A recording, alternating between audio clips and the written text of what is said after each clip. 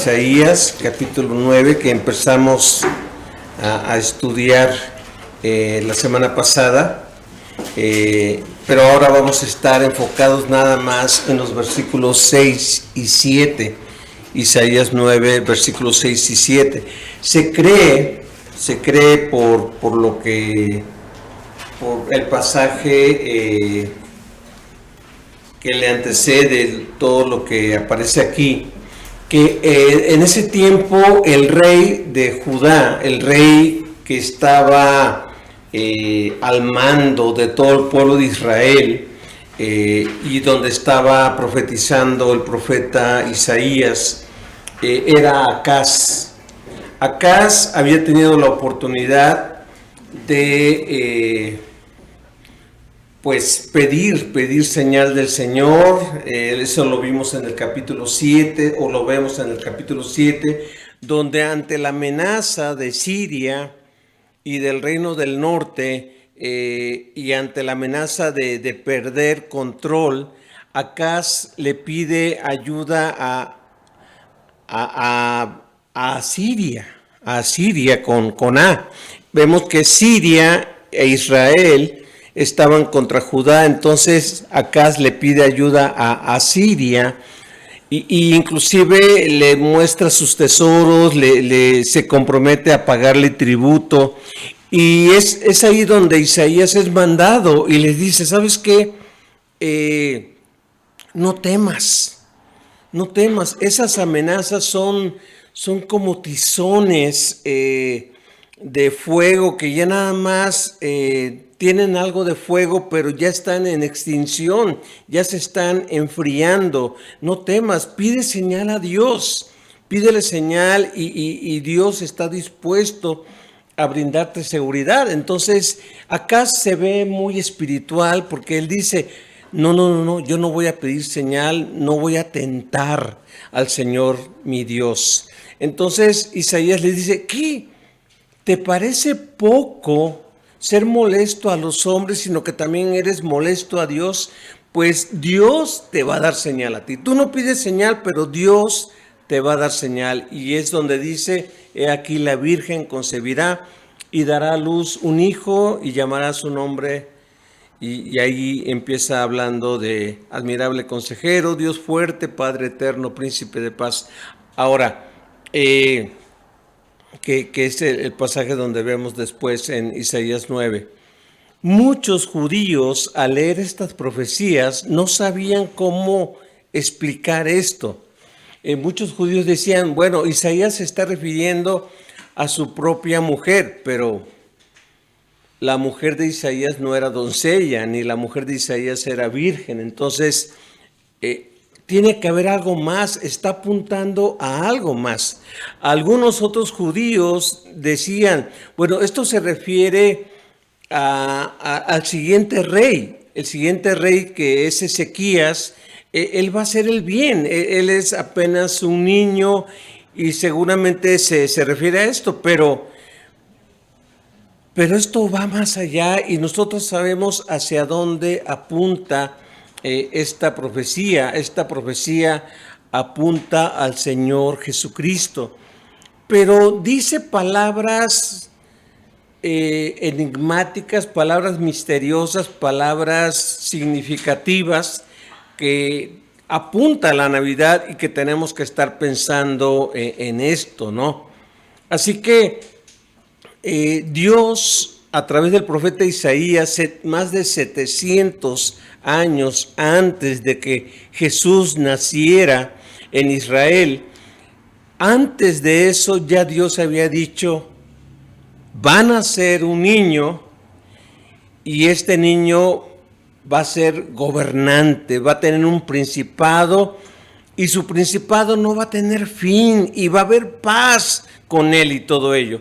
Los judíos en su tiempo no supieron interpretar esto, no supieron comprender esto, y sacaron infinidad de explicaciones, pero cuando llegó el verdadero príncipe de paz, ellos no lo reconocieron, se quedaron cortos.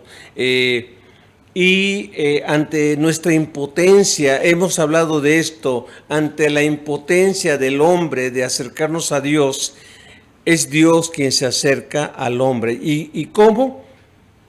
A través de un niño proveyendo perdón, proveyendo gracia para nuestras debilidades, para lo que nosotros no podíamos hacer por nosotros mismos. Por eso yo a este mensaje le titulé La asombrosa generosidad de Dios en la Navidad. Recuerden que este año vamos a estar enfatizando en la generosidad de Dios, en lo grandioso que es Dios en darnos, tan lleno de gracia como hemos visto en 1 Timoteo 1:14.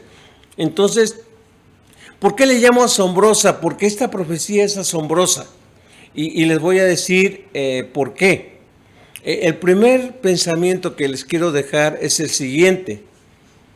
La asombrosa generosidad de Dios en la Navidad. En primer lugar, al introducirse en nuestro mundo con nuestras debilidades.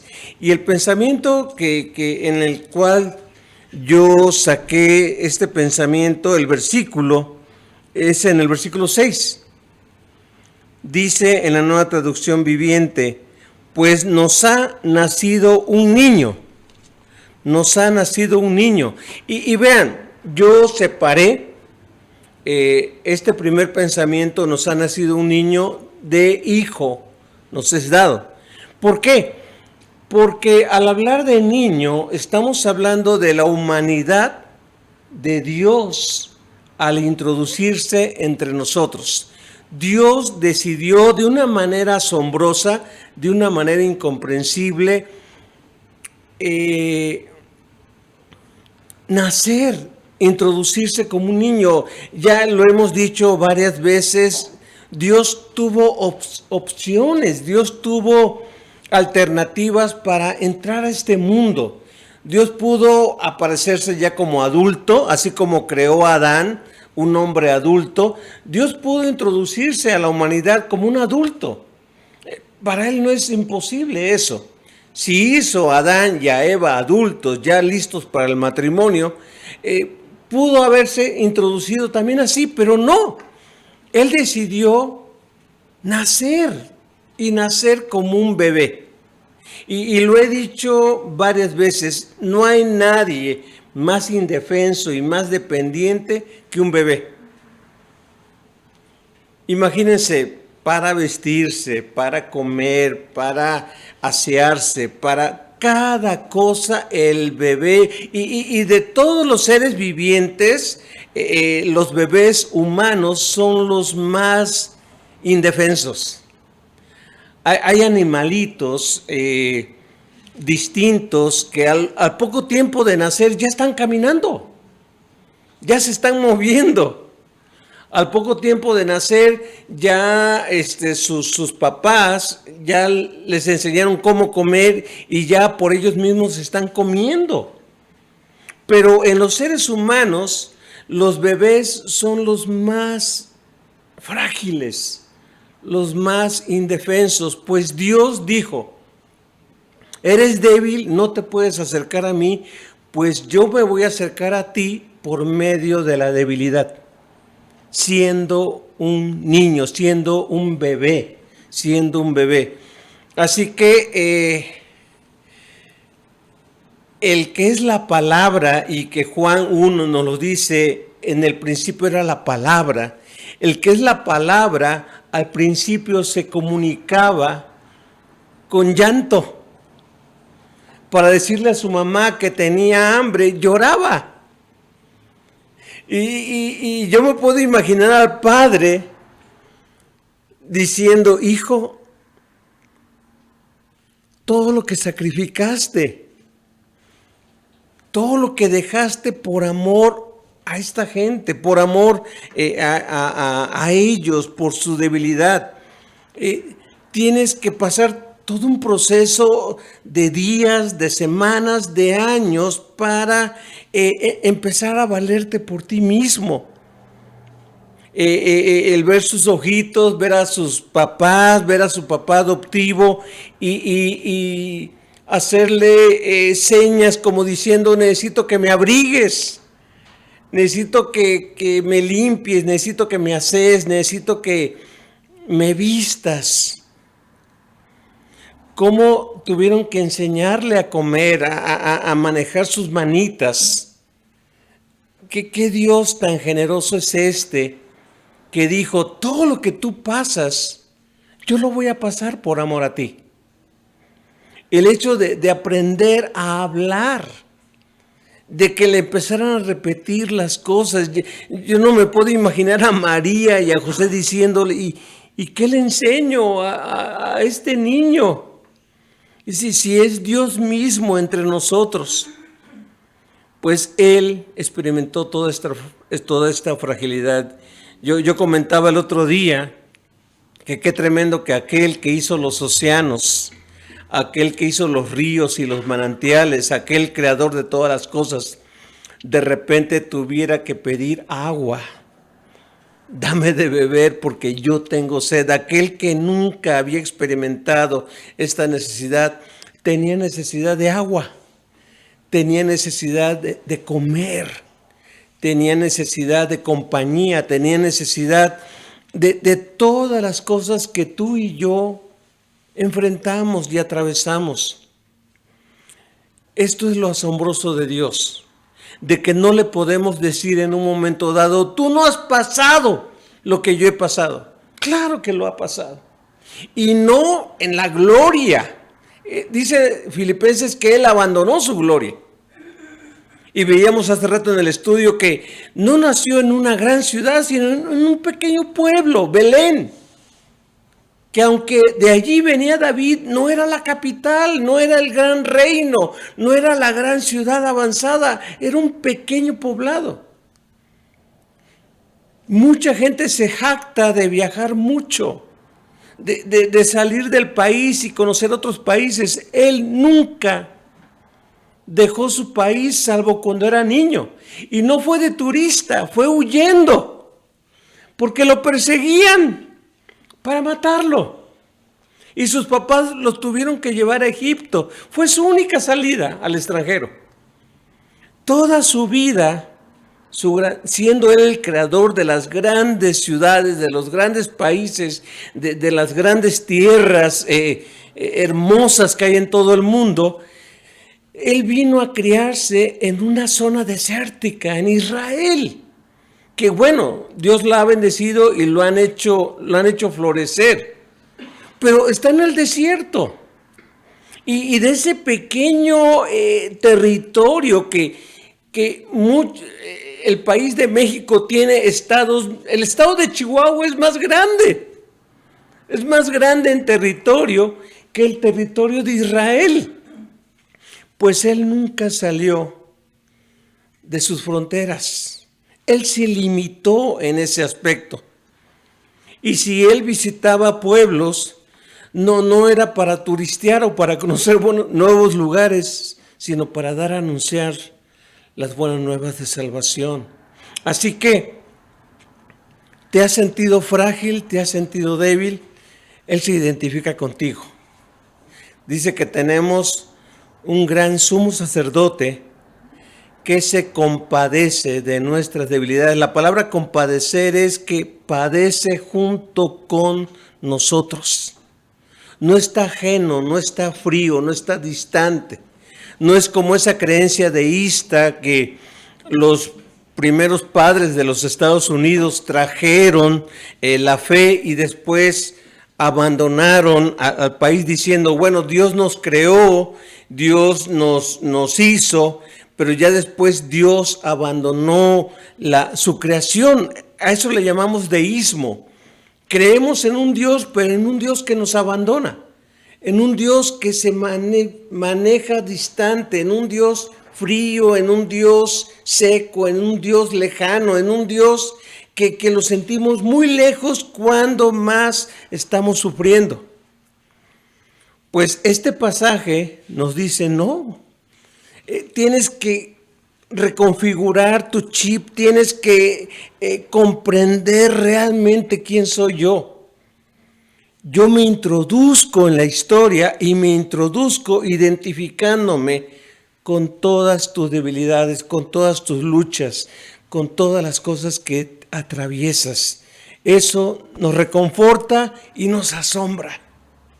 Nos asombra. Yo me he querido imaginar ahora ya viendo a nuestra nieta, verla crecer, ver que lleva 6 meses y todavía le faltan más meses para poder caminar. Digo, Señor, tú pasaste todo esto. Tú pasaste todo esto. Y bueno, yo creo que él llevaba una vida saludable, pero él estaba expuesto, dice Romanos 8, que él estuvo en una carne, en una carne con semejanza al pecado. ¿Qué significa eso? No que era un cuerpo perfecto, era un cuerpo semejante al nuestro, pero no pecaminoso. No sé si me explico. Era un cuerpo que se cansaba, era un cuerpo que tenía necesidad de dormir. Hay personas que no tienen necesidad de dormir. Bueno, él se cansaba y él se dormía y a veces lo tenían que despertar por miedo y él estaba cansado. Juan 4 dice, Jesús, cansado del camino, se sentó en un pozo, cansado. Así que él tenía nuestra semejanza. La única diferencia es que siendo Dios, él era sin pecado. Él era sin pecado, pero con nuestras mismas debilidades. Se cansaba, tenía sed, tenía sueño, tenía frío, tenía calor, tenía necesidad de abrigarse, tenía necesidad de usar ropa presentable, tenía necesidad de muchas cosas. Y nos comprende porque está identificado con nosotros. Pero también, en segundo lugar, dice lo siguiente. El segundo pensamiento que les quiero dejar es al entregarse con el sacrificio del Hijo. Dios muestra una asombrosa generosidad al entregarse con el sacrificio del Hijo. Vean la diferencia. Versículo 6. Un hijo se nos ha dado. Aquí ya no dice niño, aquí dice hijo. Y lo interesante de esto es que Jesucristo siempre ha sido el unigénito Hijo de Dios. Desde la eternidad, porque Él es eterno, Él es Hijo. Él es Hijo. El Dios Trino que conocemos, Dios Padre, Dios Hijo y Dios Espíritu Santo, en la eternidad se movían en una relación amorosa de Padre, Hijo y Espíritu Santo. Por eso cuando Dios habla de la salvación y habla de que en el Salmo 2, donde dice, me has preparado cuerpo, y yo iré, y yo dije, yo voy a dar salvación, has abierto mi oído, y yo voy. Déjenme leerlos para no equivocarme en ese aspecto, pero el Salmo 2, que es un salmo mesiánico, nos habla de esto. Dice así: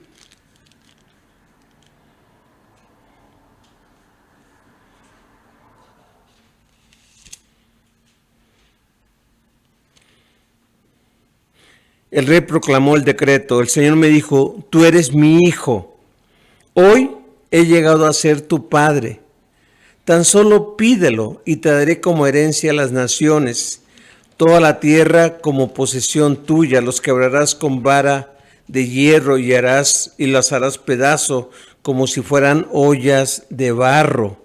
Este es un salmo mesiánico, pero también quiero leerles otro salmo donde dice, el Salmo 16 dice, le dije al Señor, tú eres mi dueño, todo lo bueno que tengo proviene de ti. Los justos de la tierra son mis verdaderos héroes, ellos son mi deleite. A quienes andan detrás de otros dioses se les multiplican los problemas. No participaré en sus deleites de sangre, ni siquiera mencionaré los nombres de sus dioses. Señor, solo tú eres mi herencia, mi copa de bendición. Tú proteges todo lo que me pertenece. La tierra que me has dado es agradable. Qué maravillosa herencia. Y empieza hablando de la generosidad de Dios. Pero yo quisiera comentar lo siguiente. Jesucristo siempre ha sido hijo, siempre ha sido el hijo. Y cuando Isaías dice, hijo se nos es dado, hijo nos ha sido dado, está hablando de sacrificio, entregado, dado. Es como lo dice Juan 3:16, porque de tal manera amó Dios al mundo que ha dado. Y muchas veces pensamos que dado nada más se refiere a la Navidad, pero se refiere a toda la vida de Jesucristo. No solamente Dios en su generosidad nos dio a Jesucristo como un regalo en la Navidad, sino que su vida fue un regalo para nosotros. Su vida fue una vida de entrega. Es más, él llegó a decir, el Hijo del Hombre no vino para ser servido, sino para servir y dar su vida en rescate por muchos. Así que Jesucristo tuvo como misión darse, porque fue dado por el Padre, fue dado como hijo. El Hijo fue dado para nuestra salvación. Y esta segunda parte nos habla de realeza también. Y nos habla de su divinidad. Si niño se refiere a su humanidad y a su fragilidad, hijo se refiere a su divinidad. Dios, el Hijo, fue dado, fue entregado por ti y por mí. Porque de tal manera amó Dios al mundo que ha dado a su Hijo unigénito. Lo ha dado en una muestra de amor, entregándose por completo por ti y por mí. Esto nos habla del sacrificio del Padre. Es lo que dice Romanos 8.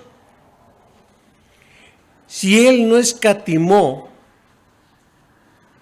a su propio Hijo, ¿cómo no nos dará todas las cosas? Es decir, si Él nos dio lo más valioso que tenía dentro de la Trinidad, el amor del Padre y del Hijo es un amor eterno, y si Él fue tan generoso en darnos lo más preciado, ¿cómo no nos dará todas las cosas? No tenemos por qué dudar del amor de Dios. Y esto se representó en miniatura, por así decirlo. Se representó cuando Dios, el Padre, le dice a Abraham. Y Abraham ya era papá, él ya tenía a Ismael, pero tenía el hijo de la promesa, Isaac. Y le dice, Abraham, dame a tu hijo, a tu único. Le enfatiza a tu único. Y le enfatiza al que amas. Dámelo. Pero dámelo al 100. Y cuando dice dámelo al 100, dice dámelo en holocausto. Es decir, que se consuma todo. No te quedes con una parte de tu hijo. Dámelo todo. Para mí, consúmelo. Así que Abraham estuvo dispuesto, estuvo dispuesto a dar a su único hijo. Pero cuando ya lo iba a dar y ya iba a asestar el golpe para matar a su hijo, Dios le dice, no, Abraham, eso hacen los paganos, eso hacen los que no me conocen. Ya sé que tú me temes. No mates a tu hijo, aquí está mi provisión. Y Dios había provisto un carnero. Pero Dios, a diferencia de los paganos, Dios entregó lo más santo, lo más valioso, lo más amado que tenía a su Hijo, a Jesucristo, como una muestra de su asombrosa generosidad. No dudemos de la generosidad de Dios cuando estemos enfrentando circunstancias difíciles, cuando nos sintamos rechazados, cuando nos sintamos abandonados, cuando nos sintamos poco amados, cuando nos necesitamos poco comprendidos. Recordemos la generosidad del Padre al darnos en sacrificio a su Hijo. A eso se refiere, Hijo nos es dado. Nos es dado en sacrificio. Pero en tercer lugar, el tercer pensamiento que les quiero dejar es el siguiente. Al asegurarnos un reinado sobrenatural. Este niño que ha nacido, este hijo que ha sido dado, dice que tiene un reinado. ¿Y por qué le llamo sobrenatural? Vean lo siguiente. Dice, el gobierno descansará sobre sus hombros.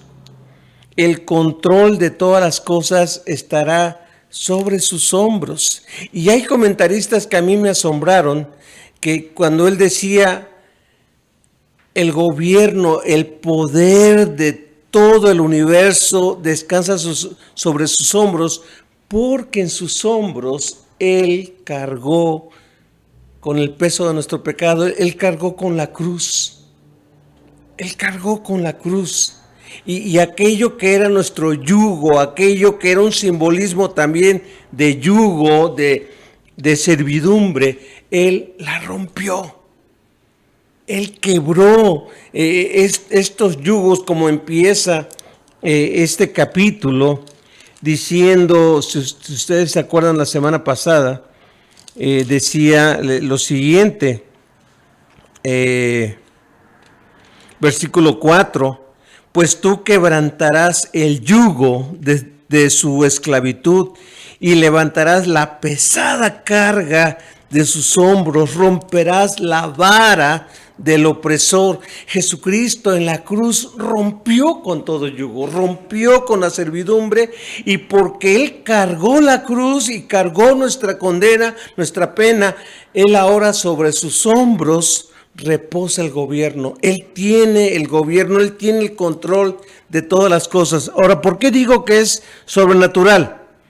Volviendo al versículo 6, dice, porque va a ser llamado consejero maravilloso o admirable consejero. Otra traducción literal sería un consejero sobrenatural. Es decir, Jesucristo tiene palabra sobrenatural para guiarte, para aconsejarte, para dirigirte en todo lo que genere duda, en todo lo que genere confusión, en todo lo que genere temor. Jesucristo tiene palabra para dirigirnos, pero no solamente eso, sino que dice que es Dios poderoso o Dios fuerte. Literal, en el hebreo dice Dios héroe. Dios héroe, un Dios que pelea y un Dios que vence, un Dios que lucha tus batallas y un Dios que asegura la victoria. Jesucristo nos dice, en el mundo van a tener aflicciones, pero confíen, yo he vencido al mundo.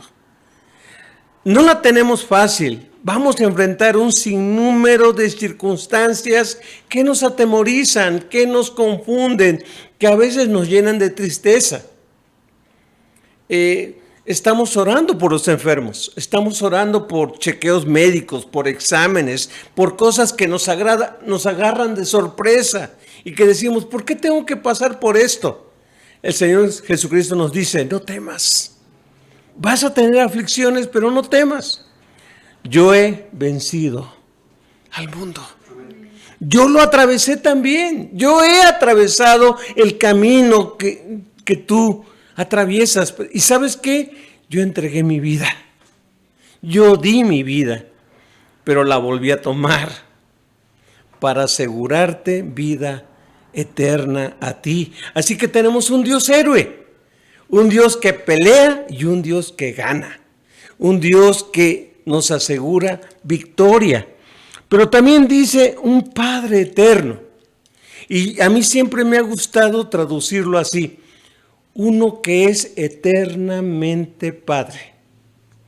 Es decir, uno que nunca deja de ser Padre. A veces nosotros tenemos papás biológicos, pero quisiéramos que siempre fuera o se mostrara como un padre. Y muchas veces no es así. Muchas veces no es así. A veces quisiéramos tener a nuestro papá por siempre, pero no siempre va a pasar esto. No siempre va a ser posible esto. ¿Sí? Muchos de nosotros ya no tenemos a nuestro papá o a nuestra mamá, ya partieron, ya se nos adelantaron. Pero qué maravilloso saber que este Mesías Salvador es eternamente Padre. No solamente que vive para siempre, sino que nunca pierde su calidad de Padre. Hay veces que hay papás que cuando están enojados dicen: ya no soy tu papá, ya no soy tu padre, o ya no eres mi hijo. El Señor, por muy enojado que esté, por muy ofendido que esté, por muy molesto que esté por nuestro comportamiento, Él siempre va a ser Padre. Él siempre. Él nunca te va a dar la espalda, Él nunca te va a decir: ya no eres mi hijo. Qué maravilloso Señor tenemos. Pero también dice Príncipe de Paz. Lo más tremendo de esto es que se compara en un momento dado con aquel rey que fue pacificador, Salomón. Durante sus 40 años de reinado,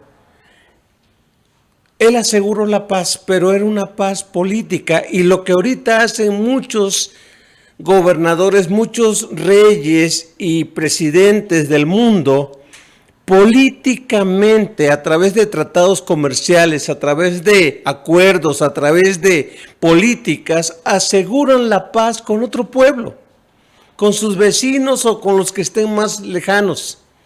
Y aseguran: si tú me cumples con esto, yo cumplo con esto. Si tú cumples con esto, yo cumplo con esto. Y con eso tratan de asegurar la paz.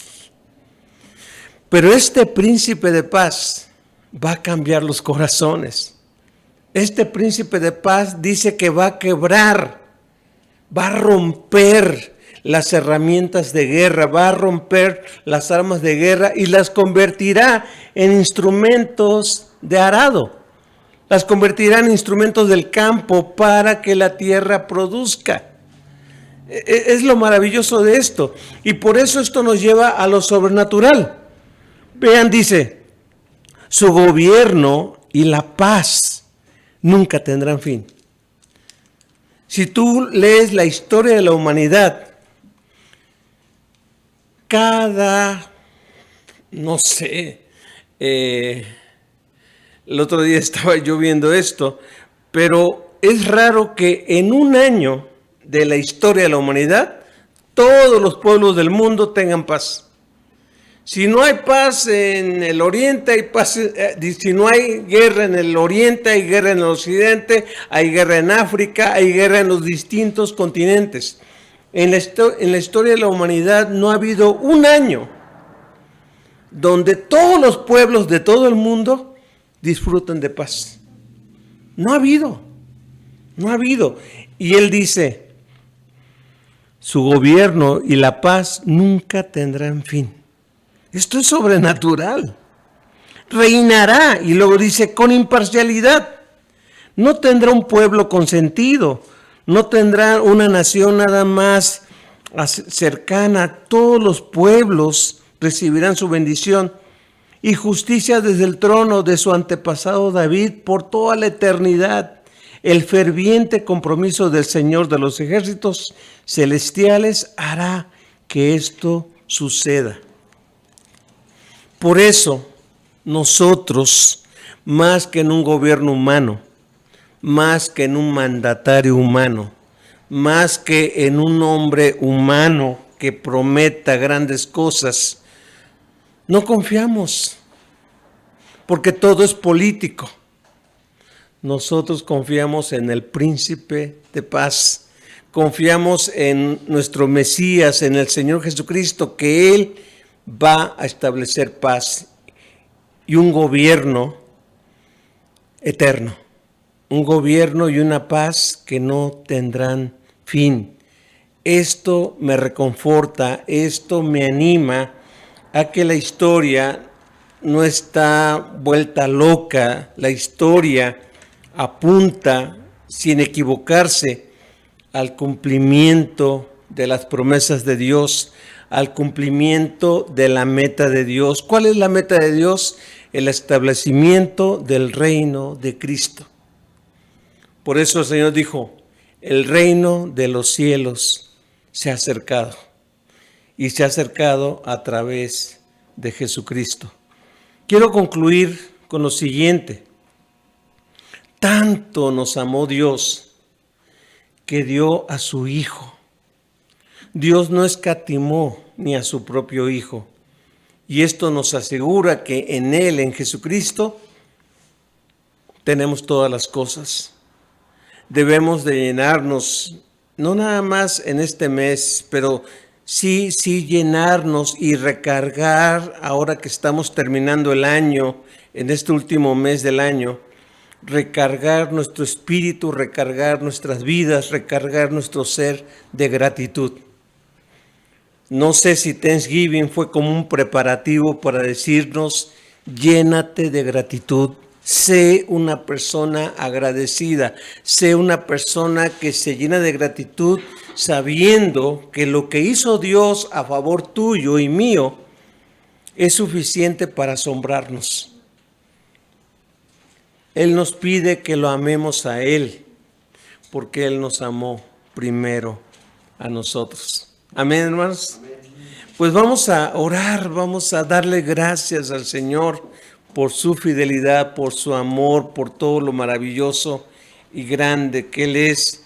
Y vamos a agradecerle su asombrosa generosidad al recordarnos en la Navidad que Él se identificó con nuestras debilidades al ser niño, que Él se sacrificó por amor a nosotros al ser hijo dado y que Él nos asegura su paz sobrenatural. Oremos. Gracias, Señor. Nuestras palabras se quedan cortas al meditar en cómo tú te introdujiste en este mundo, en cómo tú viniste a nuestra historia, en cómo tú dividiste la historia en antes de Cristo y después de Cristo, en cómo tú viniste a hacer lo que para nosotros era imposible hacer, el acercarnos a Dios. Gracias porque ahora Dios está con nosotros, entre nosotros, a través de Jesucristo. Señor, ayúdanos en medio de nuestras quejas, en medio de nuestra inconformidad, en medio de nuestro enojo y molestia, en medio de nuestras decepciones, en medio de nuestro dolor y confusión. Ayúdanos a ser agradecidos, a llenarnos de gratitud por lo que tú has hecho. Y porque las circunstancias o cualquier circunstancia que estemos viviendo está bajo tu control. Porque tú eres Dios fuerte. Tú eres admirable consejero. Tú eres príncipe de paz.